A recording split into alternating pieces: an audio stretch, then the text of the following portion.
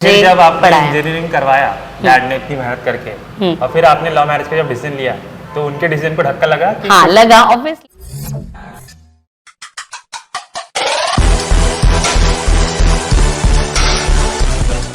आप सभी का स्वागत है आपके अपने शो बातें और चाय विद आलूशरा में।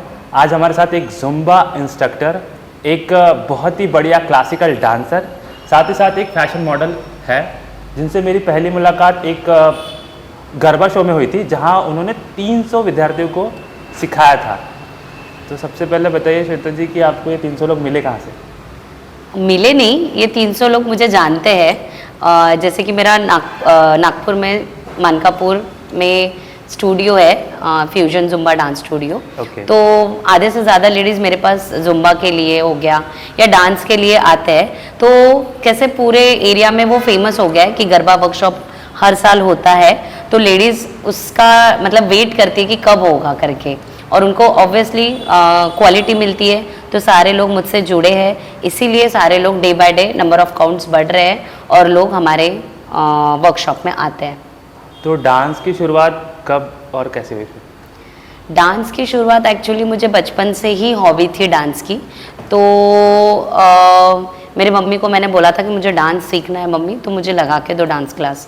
तो उन्होंने मुझे, मैं जब 5 इयर्स प्लस थी तो तब से मुझे डांस क्लास लगा के दिया है। तो डांस में भी मैंने कथक में ग्रेजुएशन किया है, मतलब विशारद किया है। और उसके बाद फिर मेरा जैसे कि कितने ईयर का होता है? ये 7 इयर्स का होता है पूरा। मतलब 5 to + 7 ऑलमोस्ट। हाँ, बीच बीच में थोड़ी सी 10th 12th का गैप हो गया था मेरा। मतलब हाँ 14-15 एज तक आप हाँ हो गया था मेरा। और उसके बाद फिर इंजीनियरिंग स्टार्ट की तो ऑब्वियसली पढ़ाई में ज़्यादा फिर उधर कंसंट्रेशन हो गया मेरा। तो फिर इधर मेरा डांस वहाँ तक करके स्टॉप हो गया था।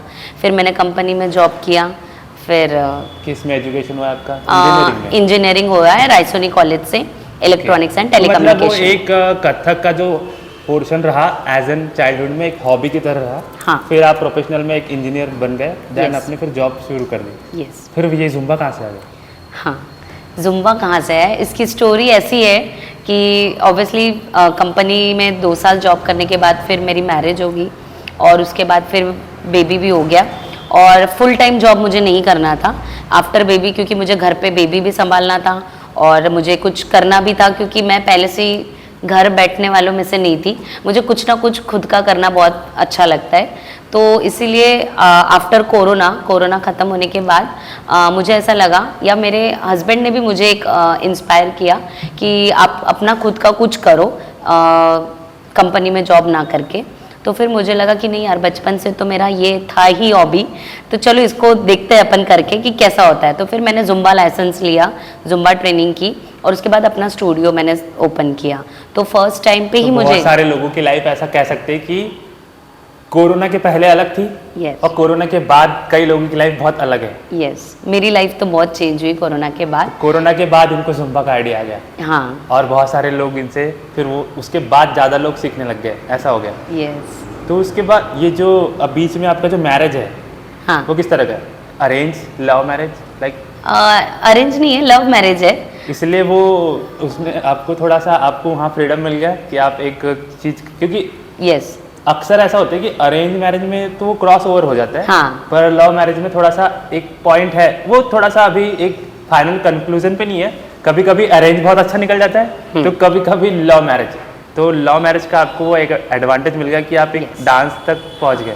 लव मैरिज का भी और हस्बैंड का, मतलब लव मैरिज किया इसलिए नहीं, हस्बैंड का भी सपोर्ट, ओवरऑल लड़का अच्छा होना चाहिए। यस, लव मैरिज करके भी बहुत सारे लोगों को नहीं मिलता है वो सपोर्ट। हाँ। पर यस, मेरे हस्बैंड ने हमेशा, जैसे बोलते हैं ना कि आदमी के तरक्की के पीछे एक औरत का हाथ होता है, तो मेरे लिए औरत के तरक्की के पीछे मेरे हस्बैंड का, उनका मिथिलेश मधुमट के नाम। तो आप ये सुनकर आज खुश हो सकते हैं जहाँ जब भी आप ये वीडियो देखें तब हाँ। कि आपके बारे में इतना भारी भरकम वर्ड्स का इस्तेमाल किया गया है कि इनकी तरक्की के पीछे आपका हाथ है। yes. तो बहुत ही बढ़िया हाथ है। हाँ। क्योंकि बहुत अच्छा जा रहा है ये। इनकी बहुत बड़ी क्लासेस है, जुम्बा क्लासेस, झंडा चौक झिंगाबाई टकली के पास, जहाँ पे बहुत अच्छी तरह से सिखाते हैं। फिलहाल हम उन्हीं के स्टूडियो में शूट भी कर रहे हैं। हाँ। तो उसके बाद जब ये जर्नी शुरू हुई तो जुम्बा जब आप सीख रहे थे तो स्टार्टिंग में तो एक थोड़ा सा रहा होगा ना कि क्लासिकल, क्योंकि आपका बहुत पहले हुआ है। हाँ। और जुम्बा आप एकदम एक शादी के बाद और बहुत समय के बाद कर रहे हैं, Gap. तो डांस को वापस पिक करना, हाँ। और क्लासिकल एक अलग फील्ड है, जुम्बा एक अलग कैटेगरी है, तो वो Yes. कैसे? नहीं एक्चुअली ऑब्वियसली आफ्टर बेबी मेरा वेट बहुत पुट ऑन हो गया था, तो मुझ में वो कॉन्फिडेंस नहीं था। जैसे बोलते हैं ना कि पोस्टपार्टम जो रहता है वो बहुत लेडीज़ के लिए डिप्रेशन में हो जाते हैं, ओवरवेट हो जाते हैं, तो वैसे ही मेरा भी हाल था। तो मुझे पहले था कि नहीं, मुझे पहले फिट होना है, मुझे फिटनेस पे ध्यान देना है, क्योंकि जब तक मैं फिट मुझे नहीं भी fit रहूँगी होना पड़ेगा। तो ऑब्वियसली मुझे आगे मैं दूसरों को भी उस चीज़ का नहीं बोल सकती हूँ कि आप भी फिट हो। तो मुझे फिटनेस के लिए तब भी स्टार्ट हुआ था जुम्बा, जस्ट आया था कि बहुत सारे लोगों को जुम्बा के बारे में नहीं पता था, तो मुझे भी एक ट्राई करना था कि क्या होता है ये जुम्बा।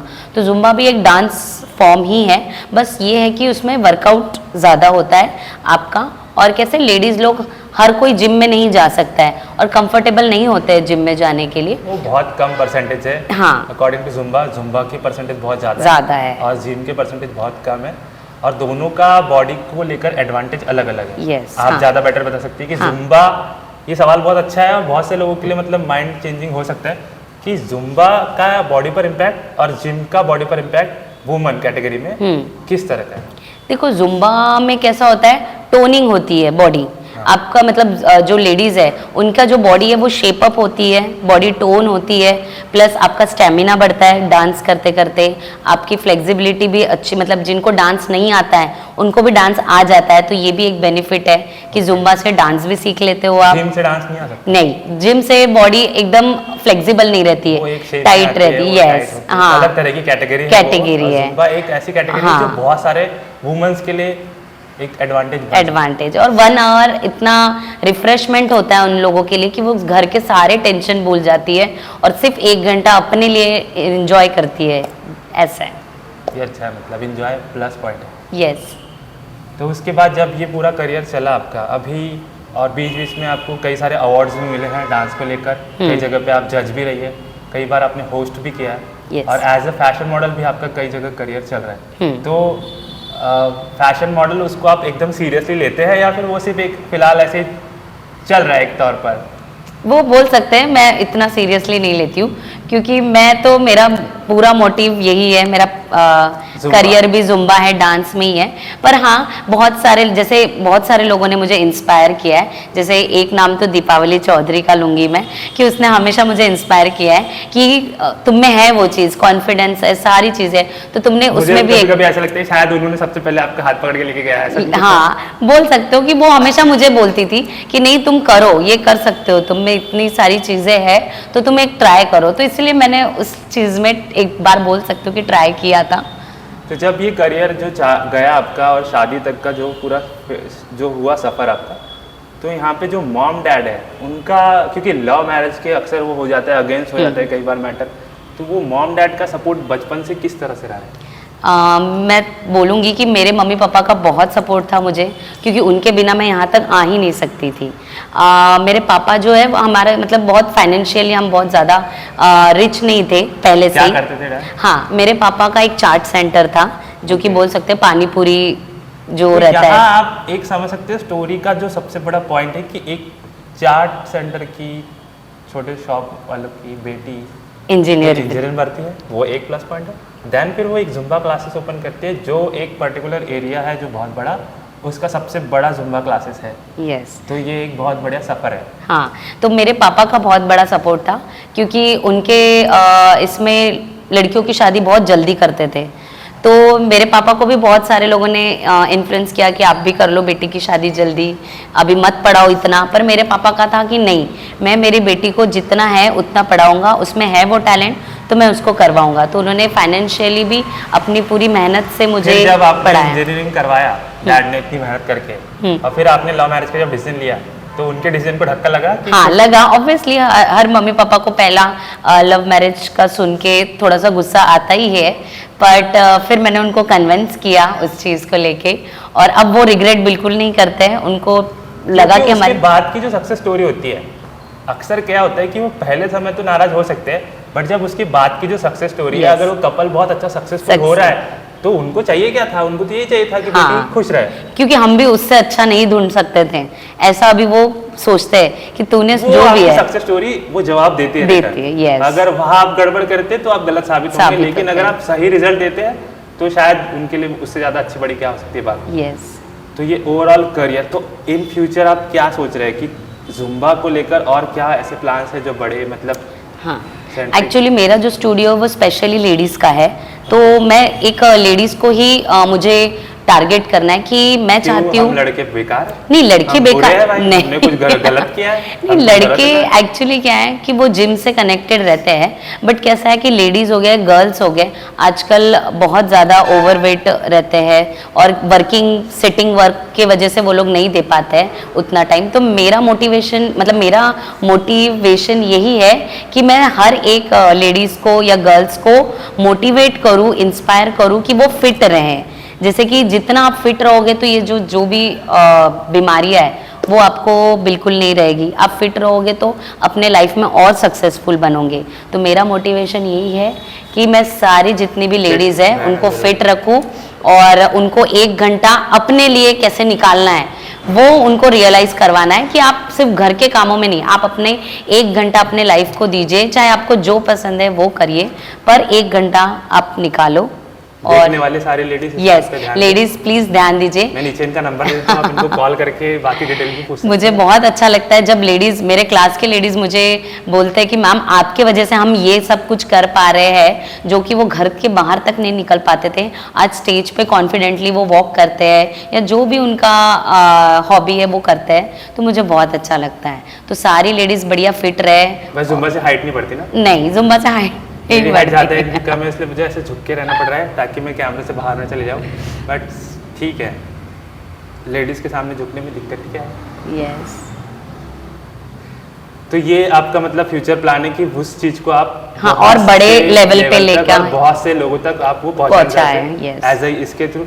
तो मतलब इससे रिलेटेड आप कोई इवेंट वगैरह भी सोच रहे हैं? हाँ, हमारे जुम्बा के भी इवेंट्स होते हैं, जैसे कि मास्टर क्लास बोल सकते हो आप उनको।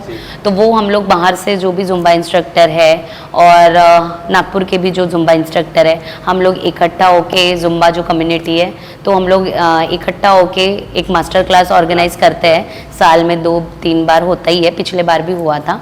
तो हम लोग जितने भी नागपुर के हैं उसमें जितने हो सके उतने लोगों को हम लोग बुलाते हैं और एक बढ़िया सा सेशन लेते हैं जिससे जुम्बा का अवेयरनेस हो लोगों में कि ऐसा होता है जुम्बा। मेंटली और हेल्थ के लिए बहुत ज़्यादा ज़रूरी है इसके लिए।